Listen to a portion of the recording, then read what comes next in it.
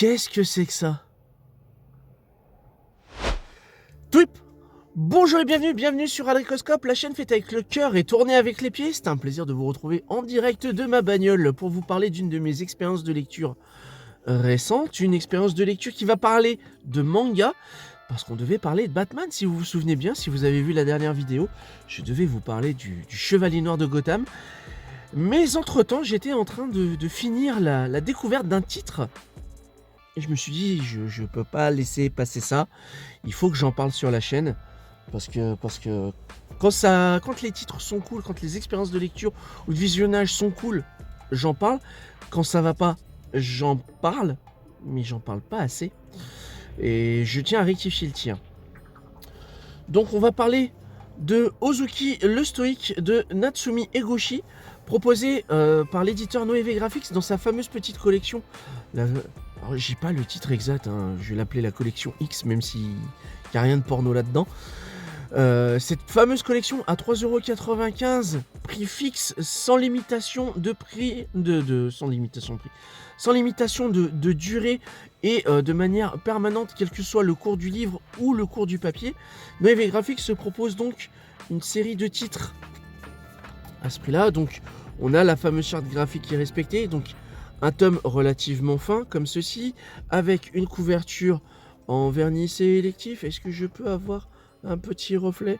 Ouais, on va pas bien le voir là, on voit toute la cover qui brille, mais il y a un petit vernis sélectif sur la silhouette du personnage et du titre bien évidemment, et le petit rabat comme ceci. Eh bien Ozuki le stoïque porte bien son nom, puisque c'est l'adjectif qui me caractérise à la lecture de ce titre. À la fin, je suis resté stoïque. Donc il y a 3 tomes qui sont parus à l'heure actuelle. Donc le tome 1, le tome 2 et le tome 3. Pourquoi je décide de vous parler d'Ozuki le Stoïque? Tout simplement parce que je vous avais déjà parlé de cette fameuse collection à petit prix proposée par Noévé Graphics dans une autre vidéo. Je vous avais parlé de Copélion. Si vous ne l'avez pas vu, je vous invite à farfouiller dans la chaîne pour la découvrir. J'avais été très agréablement surpris par cette initiative extrêmement couillue de la part de l'éditeur, que de proposer un titre à prix fixe, quelles que soient les variables qui peuvent être modifiées autour du marché du livre. Je trouve ça vraiment très audacieux, vraiment. Et après avoir été très agréablement surpris par Copélion, je me suis dit que je vais retenter l'expérience avec ce titre-là. Et j'ai été déçu. J'ai été déçu parce qu'en fait, Ozuki le Stoïque nous raconte en fait, je vais vous lire la 4e de coupe, ça va vous donner une idée. L'au-delà se compose des paradis et des enfers. Les enfers sont divisés en 8 enfers majeurs et 8 enfers glacés, formant au total pas moins de 272 départements. Hein, voilà déjà. Seul un Oni féroce saura faire régner l'ordre et abattre le travail colossal des immensités infernales. Cet Oni, c'est le premier assistant du grand roi Enma, le stoïque Ozuki. Aussi stoïque que sadique, Ozuki vous attend. Âme damnée, découvrez les enfers et leur population, pas piquée des démons. À la lecture de la 4e de couverture, je m'attendais à quelque chose d'assez différent de ce que j'avais pu lire sur Copélion, avec cette histoire d'enfer qui apparemment, en lisant les pages de ce premier tome, m'explique que ça reprenait les grandes lignes de la religion bouddhiste. Je me suis dit, soit ça va me permettre de découvrir des trucs que je n'avais pas forcément, que je ne connaissais pas forcément. Effectivement, il y a des choses assez intéressantes. Mais là où ça coince, c'est que je m'attendais à un récit au long cours, c'est-à-dire avec un fil conducteur entre différentes petites histoires. Et en fait, ce n'est qu'une succession, et c'est là où la déception arrive, ce n'est qu'une succession de petites pastilles qui certes vont peut-être amener à étoffer, à comprendre un petit peu plus les différents personnages qui vont graviter autour d'Ozuki. On va avoir notamment le personnage de Momotaro, un espèce de samouraï vengeur un peu colérique plus qu'autre chose. Mais j'ai été assez déçu. Le style graphique, je l'ai pas trouvé foufou. Je vous le cache pas.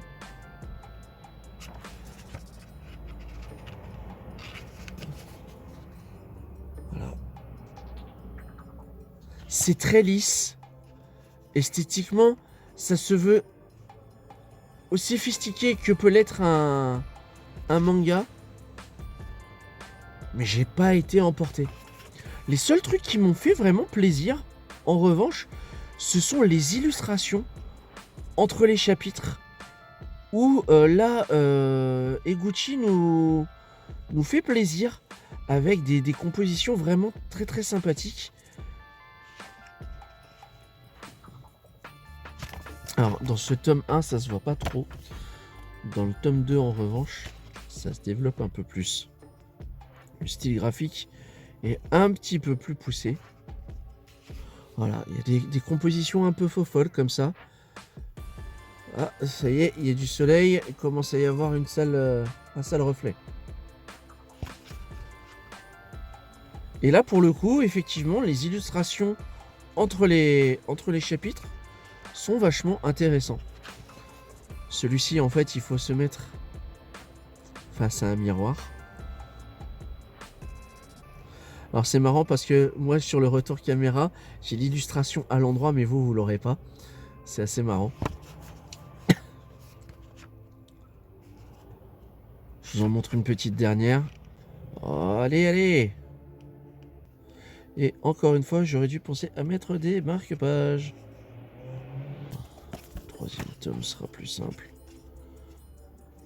Tac, voilà. Donc ces tomes sont composés... Je vous montre la couverture numéro 3. Ah, on voit un petit peu plus le vernis. Voilà. Donc ces tomes sont composés, comme je l'ai dit, de petites pastilles, des petits récits assez courts. Ça va être des petits litiges entre les esprits, une âme qui veut avoir les faveurs des enfers pour avoir accès au paradis, des petits trucs comme ça. C'est assez sympa. Les chutes de ces fameuses pastilles nous laissent parfois sur notre faim. On aimerait que ça amène à une véritable conclusion en fait, plus qu'à cette fin un peu cassée, un peu abrupte.